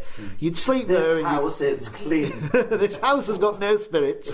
You would sleep there, and you would maybe be a bit uncomfortable because you're not used to the room, but otherwise you would be fine. But if I said, "Well, actually, you know, there's a grey lady that goes up and down the stairs, and at 3 o'clock in the morning, you can hear somebody walking round and stuff," you wouldn't sleep because you'd have that in your mind, even if it wasn't haunted. So it's just the Well, that was the first part of our investigation stroke conversation, Jonathan. I know. It was a long one as well, wasn't it? Well, I'm not saying it was long, like it was about 15 minutes long, but it felt longer. It did. Well, it's funny because before we even started that, we were down there talking, and we thought it was only about 2-3 minutes before we started actually going into the actual stuff, and it was 17 minutes. I know it was. I remember. Yeah, well, you should do. You were the one that was doing the most talking out of us all. Yeah, I know. Yeah. But do you know what though?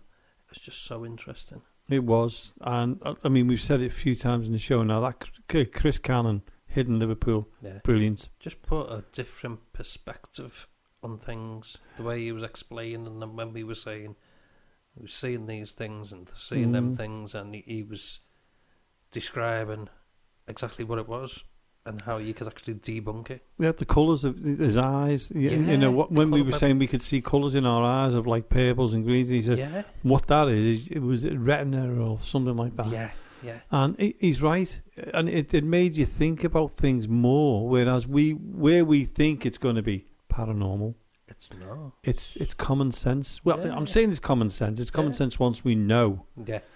And it was good. I mean, anybody who listens to that first part, when next show on, I mean, we've still got another hour, approximately another hour of that. Yeah. You have to listen to it. You've got to. Because although we did do a couple of call-outs and we did see corner of the eye stuff and that, Chris was fantastic the way he explained it, both simply and metaphysically. Yeah. That's right. Which, you know, he's got a fantastic brain on. Also, not to forget, it's uncut, unedited, and we've not listened to it ourselves. No. So there could actually be something on there. Well, that's true, yeah.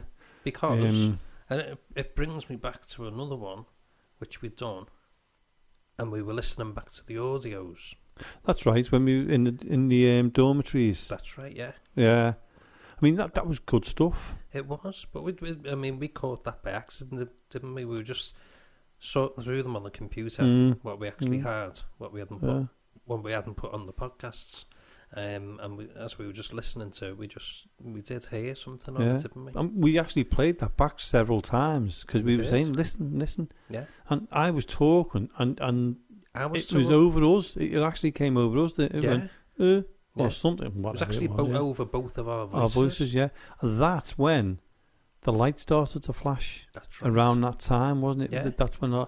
So it coincided with the sound and the flashing of the lights. That's right. And you know, I think we talked about that a little bit earlier on in the show when we were saying, you know, it's a must listen to, that one. Yeah, you know, listen to it. Yeah. I mean, we'd actually been in all the rooms, hadn't we, and tried them all the rooms. And, but it was not until the third room, the last room was really good. Yeah. I don't want to give too much away because I want to let the listeners enjoy that one because that was an interesting one. And once we get the videos up, they'll understand what we're talking about when we're talking about the lights. Yeah, I couldn't think of the word then. it's the cap balls. Turn your lights on. Yeah. That's that's be interesting. A I tell you what, though, it's been a really good night. It has, hasn't it? Yeah. My head, I keep telling you throughout the show, my head's been haggled with it. I know. It'll take me a couple of weeks to get over it. Do you know what, though? What's good is we can listen back to it. We can. And if anybody can't understand it, like Sunday night, they can listen to it another night and another night and another night. All you have to do is go onto our Facebook, Access Paranormal Radio podcast page, and the details of when you can listen to it will be on there. That's right. And if you do hear anything, what we didn't hear, they can contact us on what is it? Access Paranormal info. Right. You've got it behind you. I'll take over. Go on, I've then. got it in big letters behind me.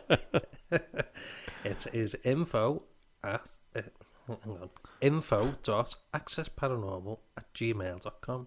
In big writing, and I still can't do it. Should have gone to Specsavers. I know. And there are other people out there as well that can test your eyes. But no, I mean, it's been a good night. It was cold. That cellar was cold. It's gone really cold again. I know. A really big cold spell. What happened to this sunshine we were getting? I got sun. No, I'm not going to sing. Forecast snow. Yeah. Don't even go there with the snow. Forecast snow. It was snowing the other day near me. Was it? Yeah. Like a blizzard. Snow what? Should I leave now before... You can tell us coming to the end of the studio, can't you? Because the bad jokes are starting to come in. But do you know what? What a great night we've had. We have. Absolutely loved it. Brilliant. Roy, so professional. Brilliant. Puts us to shame. Like, puts you to shame. I mean, I'm on par. Well, yeah. Chris.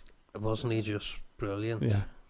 And there's more for Chris to come next week when people are tuning in. Such an interesting man. So, in Chris's idea is, could you all do us a favour? Could you listen in next week? Because you really will enjoy it. Yeah, it will. And if you don't, you will miss out on something brilliant. Really will. Me. Well, Roy done it earlier on. Didn't he want a statue of himself in the future? It was me. What, you're going to make this future? Right, listen. It's that time of the night now where we do have to say goodnight. So I'd like to thank Jonathan. Thank you. James Anthony for turning up as well. And especially for Roy Basnett and for Chris Cannon to join us tonight. Now, listening next week, we'll be back. Thank you again for listening to us, and we'll see you again next week.